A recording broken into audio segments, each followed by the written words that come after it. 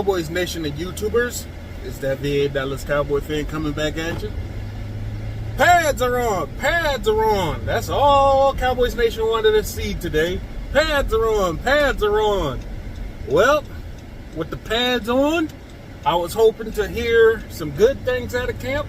And I have, there's stuff on Twitter about Tyler Smith basically squashing Tristan Hill.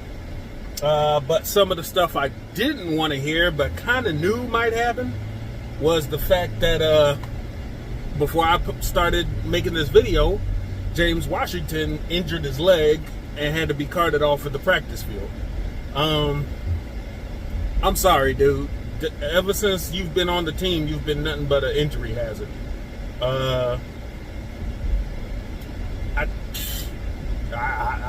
He's not going to make it. I don't think he's going to make the team. So if James Washington is already off the board, all you've got is CeeDee Lamb, Sammy Fehoko, TJ Vasher, Noah Brown, Tolbert, and guys like that, undrafted guys. And another thing that was pointed out on Twitter is that you're running some guy named Houston and Semi on first team reps. That's not a good look. That's not a good sign that this team in the wide receiver department is starting to look like 2017 again when we got rid of Dez. That's a warning sign right now that if something happens to CeeDee Lamb and before Gallup gets back, this team is doomed. We kind of knew it beforehand, but we always kind of dressed it up, made it sound like these young guys could step up. But if today's first day of padded practices have undrafted free agents as your first string wide receivers, and there's no real help, oh my God, we're doomed. All that hype that everybody tried to keep up, with these young players and, trying to make it seem like they can step up and take over coverage for guys. That's what bad drafting does for you. Yeah. I mean, you get what you pay for, right? Not all these guys are first round draft picks.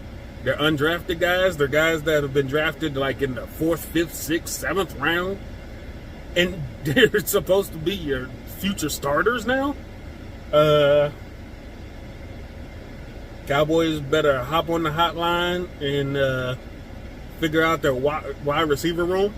Also, I still want to see what the offensive line is going to do health-wise, because if Tyron goes down, you don't have many options behind him. The choices that the Cowboys front office have made leaves a lot to be desired, as usual. There's no other way to put it, that they just think that they're better because they got rid of some guys that cost them so much money.